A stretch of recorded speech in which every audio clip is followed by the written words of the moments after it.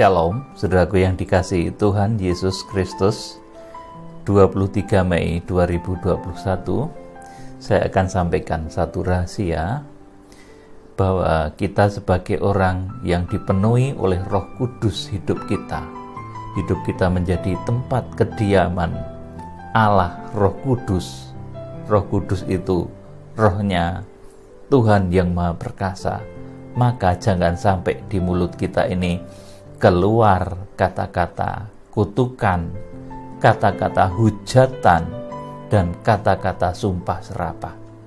Saudara, karena sebagai orang yang dipenuhi oleh Roh Kudus, mulut kita harus mengucapkan kata-kata yang baik, kata-kata yang benar, kata-kata yang kudus, kata-kata yang memberkati, kata-kata yang membangun, dan kata-kata yang menimbulkan sukacita. Saudaraku, saudara akan saya beritahu bahwa nanti puncaknya di akhir zaman. Oleh karena dosa orang-orang yang suka mengutuk, mulutnya mudah mengeluarkan kata-kata kutukan, hujatan, maka ini yang nanti akan mengundang dicurahkannya 7 cawan murka Allah. Saudaraku, jadi nanti selama 1260 hari atau selama 3,5 tahun atau selama 42 bulan itu dunia akan dikuasai oleh pemimpin dunia yang kesukaannya itu menghujat. Saudaraku, mulutnya kotor, pemimpin dunia tapi mulutnya kotor. Saudaraku, ini yang namanya antikris di akhir zaman. Saudaraku, jadi nanti di akhir zaman akan ada waktu yang lamanya 42 bulan. Alkitab mencatat di Wahyu pasal 13 ayat 5, di mana pada saat itu yang berkuasa di bumi ini adalah seorang pemimpin yang mulutnya tidak terkendali, mulutnya kotor, mulutnya suka menghujat, menghujatnya tidak sembarangan. Tuhan pun dihujat, kemah kediaman Allah dihujat, orang-orang suci dihujat. Itulah sebabnya nanti Tuhan meluncurkan 7 cawan murka Allah yang begitu dahsyat, luar biasa. Saudara, mari kita belajar mengendalikan lidah sebagai orang-orang yang ingin diberkati. Hidupmu ingin mendapatkan berkat-berkat, kesehatan, pemeliharaan dari berbagai macam bencana di akhir zaman. Kendalikan mulutmu. Jangan suka mengutuk seperti kebanyakan orang dunia. Orang dunia itu kalau marah kemudian mengutuk. Mengutuk itu apa, saudaraku? Mengatakan kata-kata buruk, sumpah serapah yang tujuannya supaya orang yang dikutuk itu kena satu malapetaka. Saudaraku, itu mengutuk, saudaraku. Tetapi, saudaraku, bagi orang-orang kudus itu dikutuk tidak akan mempan, saudaraku. Boleh saudara coba. Orang-orang yang hatinya tulus, kudus, murni, saudaraku, yang tidak melakukan kesalahan, saudara kutuk. Kutukan itu akan balik kena saudara sendiri. Apa yang saudara ucapkan akan balik dan mengenai saudara sendiri. Saudaraku, kita akan membaca Yakobus pasal 3 ayat 6 sampai 12. Ini tentang mengendalikan lidah. Lidah pun adalah api yang merupakan suatu dunia kejahatan dan mengambil tempat di antara anggota-anggota tubuh kita sebagai sesuatu yang dapat menodai seluruh tubuh dan menyalakan roda kehidupan kita, sedang ia sendiri dinyalakan oleh api neraka. Jadi ucapan-ucapan kotor, saudaraku, yang keluar dari lidah itu, saudaraku, itu yang mengendalikan ternyata api neraka. Saudaraku, jadi kalau orang suka mengeluarkan kutukan, dia, saudaraku, mulutnya itu sudah dikendalikan oleh api neraka, meskipun dia masih di bumi.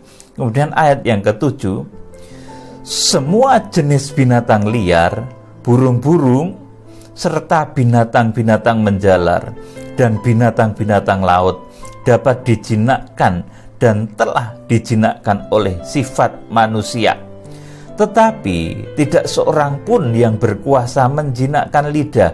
Ia adalah sesuatu yang buas, yang tak terkuasai, dan penuh racun yang mematikan. Ayat 9. Dengan lidah kita memuji Tuhan Bapa kita, dan dengan lidah kita mengutuk manusia yang dicipta menurut rupa Allah. Saudara, ini yang berbahaya. Mengutuk manusia yang dicipta menurut rupa Allah. Kalau sampai seseorang mengutuk manusia yang dicipta menurut rupa Allah, Kitab Kejadian itu menuliskan bahwa manusia itu dicipta menurut gambar dan rupa Allah. Saudaraku, Kitab Taurat, Kitab Kejadian menuliskan seperti itu. Kalau mulut seseorang itu, saudaraku, sampai mengeluarkan ucapan kutukan, mengeluarkan ucapan hujatan, mengeluarkan ucapan sumpah serapah, saudaraku, itu akan balik mengenai dia sendiri. Saudaraku, jadi saudaraku, kita akan lanjutkan. Dari mulut yang satu keluar berkat dan kutuk. Hal ini saudara-saudaraku tidak boleh demikian terjadi. Adakah sumber memancarkan air tawar dan air pahit dari mata air yang sama? Saudara-saudaraku, adakah pohon ara dapat menghasilkan buah zaitun dan adakah pokok anggur dapat menghasilkan buah ara? Demikian juga mata air asin tidak dapat mengeluarkan air tawar. Amin. Saudaraku yang dikasihi Tuhan. Jadi, apa yang keluar dari mulut kita, saudaraku, itu merupakan cerminan hati kita, saudaraku. Kalau seseorang itu ucapan mulutnya itu penuh kutukan, itu hatinya kotor, saudaraku. Kalau seseorang itu mulutnya penuh dengan ucapan hujat, itu hatinya pasti jahat. Pasti, saudaraku. Kalau seseorang mulutnya penuh dengan sumpah serapah, itu hatinya pasti tidak karu-karuan. Saudaraku, tidak pandang bulu saudara itu dari kasta apa, rakyat jelata, pemimpin, orang kaya, bahkan pemimpin besar. Saudaraku, kalau dari mulutmu itu masih suka mengutuk, saudaraku, itu kelihatan, saudaraku, hatimu kotor. Dari wajahmu kelihatan bahwa wajahmu sedang diliputi sesuatu yang tidak benar. Saudaraku, dan itu berbahaya sekali. Saudara yang dikasihi Tuhan, jadi apa yang keluar dari mulut ini, saudaraku, mencerminkan dari apa yang ada di hati kita. Oleh karena itu saya pesan pada saudara, orang-orang percaya kepada Tuhan Yesus Kristus yang dipenuhi oleh Roh Kudus. Kalau saudara ingin diberkati oleh Tuhan, saudara terlindung dari malapetaka akhir zaman, saudara terpelihara dari kesulitan akhir zaman, dan yang melindungi adalah Tuhan sendiri, maka saudara hendaknya menjaga lidah ini. Jangan suka mengutuk, apalagi mengutuk orang yang diberkati Tuhan. Saudara sama dengan melawan Tuhan. Nanti justru kutukan Tuhan akan menimpa saudara kalau saudara mengutuk orang yang diberkati Tuhan. Saudara yang dikasihi Tuhan, kita akan membaca Wahyu pasal 13 ayat 5 sampai 6. Saudaraku, bahwa ternyata nanti dari ucapan yang penuh kutukan, ucapan yang penuh kesombongan, saudaraku, ucapan yang penuh sumpah serapah, itu nanti yang memancing turunnya 7 cawan murka Allah. Saudara, kalau Tuhan murka, saudaraku, itu yang meluncur bukan roket. Saya beritahu saudara, kalau Tuhan marah, yang meluncur bukan nuklir, saudaraku, tapi dia dengan sekejap bisa meluluh lantakkan satu kota besar dengan gempa bumi, saudaraku, dengan tsunami. Bahkan kalau Tuhan menghendaki, asteroid besar pun bisa jatuh berdebam dan akan membuat, saudaraku, satu bencana yang lebih ngeri daripada jatuhnya bom nuklir. Saudaraku, jadi saudara jangan memancing amarahnya Tuhan. Kalau Tuhan sampai marah karena manusia dipenuhi mulutnya ini dengan hujatan-hujatan, dengan kesombongan-kesombongan, dengan kutukan-kutukan yang tidak semestinya, itu memancing murka Tuhan. Saudara perhatikan baik-baik. Semakin banyak mulut manusia yang menghujat orang-orang yang diberkati oleh Tuhan, semakin dekat malapetaka akhir zaman itu akan terjadi. Saudaraku yang dikasihi Tuhan, perhatikan ini baik-baik. Yuk kita akan baca Wahyu pasal 13 ayat 5 sampai yang ke-6. Ini tentang antikris di akhir zaman, saudaraku. Pemimpin dunia, bukan cuma pemimpin negara, saudaraku. Ini pemimpin dunia, tetapi yang dikuasai oleh roh kejahatan. Ini nanti wujudnya digambarkan seperti ini. Wahyu pasal 13 ayat 5 sampai 6. Dan kepada binatang itu diberikan mulut yang penuh kesombongan dan hujat. Nah, ini mulutnya antikris, saudaraku. Pemimpin dunia yang akan memimpin dunia nanti lamanya 42 bulan sebelum Tuhan Yesus Kristus datang di awan-awan. Jadi di Alkitab ini jelas ya, saudaraku. Si antikris itu, saudaraku, pendurhaka keji itu, saudaraku, munculnya kapan itu di Alkitab ditulis jelas. 42 bulan sebelum Yesus Kristus datang di awan-awan. Nanti si antikris pembinasa keji ini nanti akan muncul. Dan di mulut pembinasa keji ini, saudaraku, ini penuh dengan ucapan kesombongan, penuh dengan ucapan hujat, dan tentunya juga kutukan-kutukan. Saudaraku, kepadanya diberikan juga kuasa untuk melakukannya 42 bulan lamanya. 42 bulan itu kalau dalam hitungan Yahudi, saudaraku, sama dengan 1260 hari atau 3,5 tahun. Jadi antikris itu nanti akan berkuasa selama 3,5 tahun, dan sekarang belum. Saudaraku, kita akan baca ayat yang ke-6. Lalu ia membuka mulutnya untuk menghujat Allah, menghujat namanya, dan kemah kediamannya, dan semua mereka yang diam di surga. Jadi, saudaraku, manusia yang dikuasai oleh roh antikris ini, kesukaannya itu menghujat. Saudaraku, sedikit-sedikit menghujat, sedikit-sedikit mengutuk, saudaraku. Menjadi orang percaya kepada Tuhan Yesus Kristus, apalagi yang dipenuhi Roh Kudus, apalagi hamba Tuhan, jangan suka mengutuk, saudaraku. Itu tidak baik. Itu karakter antikris. Orang yang disusupi oleh roh antikris itu kesukaannya seperti itu tadi, mengutuk, mulutnya sombong, menghujat, saudaraku. Ini orang yang dipenuhi oleh kuasa roh antikris. Mulut penuh kesombongan, penuh hujat, penuh kutukan-kutukan, saudaraku. Kemudian ayat 6, lalu ia membuka mulutnya untuk menghujat Allah. Allah dihujat, Tuhan Yesus dihujat, salib dihina. Saudaraku, saudara masih ingat khotbah saya bulan Desember tahun 2019, ketika salib banyak dihina, saya berkata dalam waktu dekat akan terjadi satu bencana massal di muka bumi. Saudara bisa cari di link YouTube saya tanggal 9 Desember 2019. Kemudian sesudah itu meletuslah, saudaraku, wabah corona ini. Meletuslah virus Wuhan, virus corona dari Wuhan, saudaraku. Padahal saat itu masih indah, masih belum ada apa-apa, tapi saya melihat Yesus diolok-olok, saudaraku. Salib diolok-olok, saudaraku.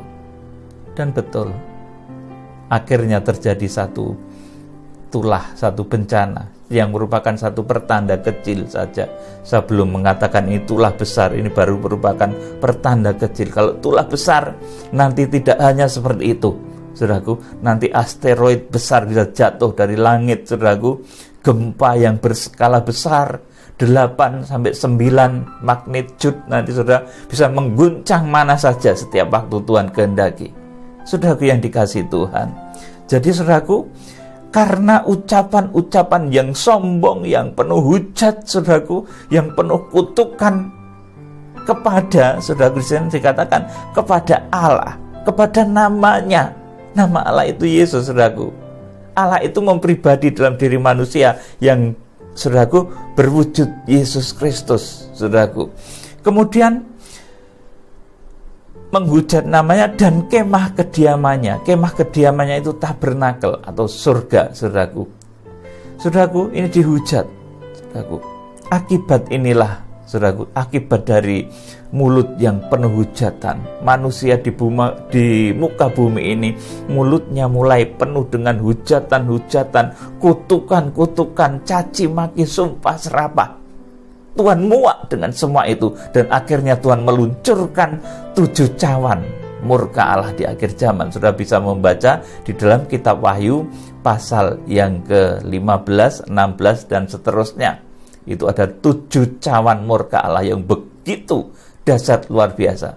Nanti cawan pertama itu juga nanti wujudnya wabah lagi, saudara. Wabah yang lebih mengerikan daripada wabah yang sekarang ini terjadi, saudaraku. Kita akan membaca sekarang perbedaannya dengan orang-orang kudus. Orang-orang kudus itu orang yang di dalam mulutnya tidak ada kata-kata kotor, tidak ada kata-kata hujat, tidak ada kata-kata kutukan, tapi justru kata-kata berkat, kata-kata yang membangun, kata-kata sukacita dan kemenangan. Saudara, Wahyu pasal 14 ayat 5. Ini mulut mempelai wanita anak domba Allah. Mulut orang-orang yang dipenuhi kesucian hatinya. Mulut orang-orang yang hatinya dipenuhi dengan kekudusan. Mulut orang-orang yang dipenuhi oleh Roh Kudus. Itu mulutnya tidak bercela. Ayo kita baca Wahyu pasal 14 ayat 5. Dan di dalam mulut mereka tidak terdapat dusta, mereka tidak bercela. Amin. Saudaraku, jadi ini ciri mempelai wanita anak domba Allah yang nanti akan, saudaraku, diungsikan di satu tempat yang disebut oleh Tuhan sebagai padang belantara pengungsian selama 1260 hari lamanya. Ini juga karakter anak laki-laki yang diangkat, yang harpazo di Wahyu pasal 12 ayat yang ke-5. Saudaraku, jadi orang-orang kudus itu karakternya, saudaraku, ini mulutnya tidak ngomong kata-kata buruk, sayang, eman-eman bahasa Jawanya. Kalau kita punya mulut, kita gunakan untuk menghujat, saudaraku. Kita gunakan untuk, saudaraku, sumpah serapah. Emangnya nyumpah nyerapain orang itu kemudian orang itu sial? Enggak, saudaraku. Ada orang yang disumpah serapain supaya cepat mati, malah orang itu sehat, saudaraku. Yang nyumpah nyerapain itu malah mati duluan, itu ada, saudaraku. Jadi saudara jangan suka menyumpah serapain orang, jangan suka mengutukin orang, jangan suka menghujat orang, saudara.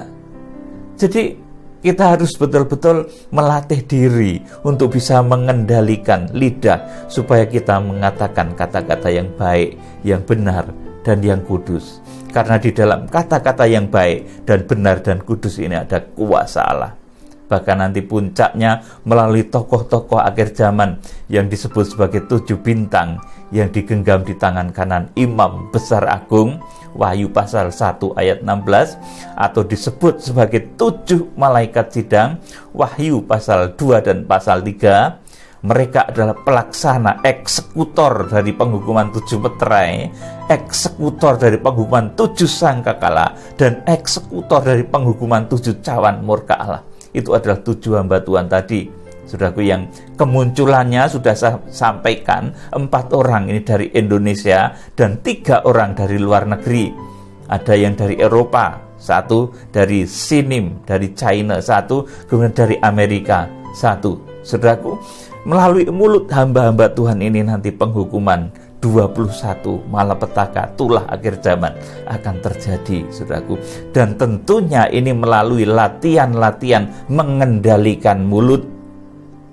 Kalau mulut sudah dilatih dengan benar, mengatakan perkataan yang baik, benar, dan kudus, dia berkata, saudaraku, langit bumi ini akan langsung bereaksi.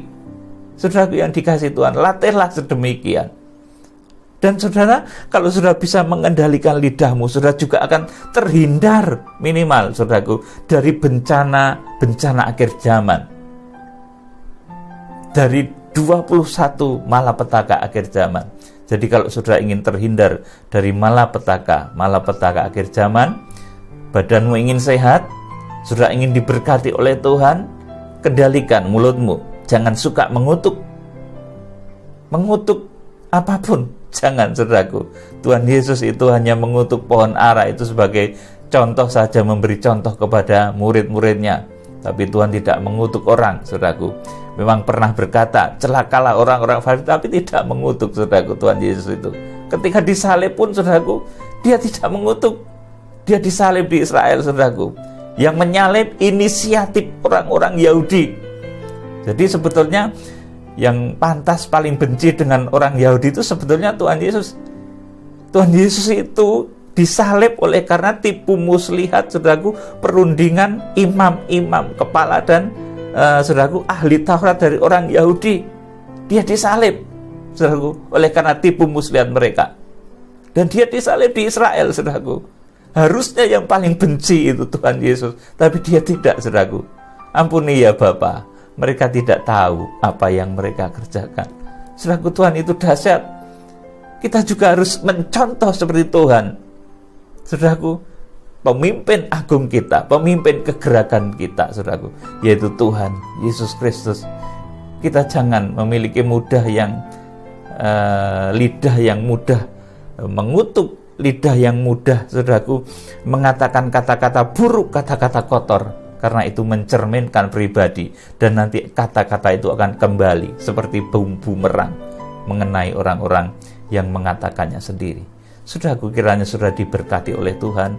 Baiklah kita contoh karakter dan pribadi Tuhan Yesus Kristus. Sekalipun dia disakiti, sekalipun dia dihimpit, saudaraku, tetapi dia tidak mengatakan kata-kata kutukan, tetapi adalah kata-kata berkat yang keluar dari mulutnya. Kiranya Tuhan memberkati saudara. Salam penuaian. Tuhan Yesus Kristus, Imam besar agung yang dahsyat, memberkati saudara. Haleluya. Amin.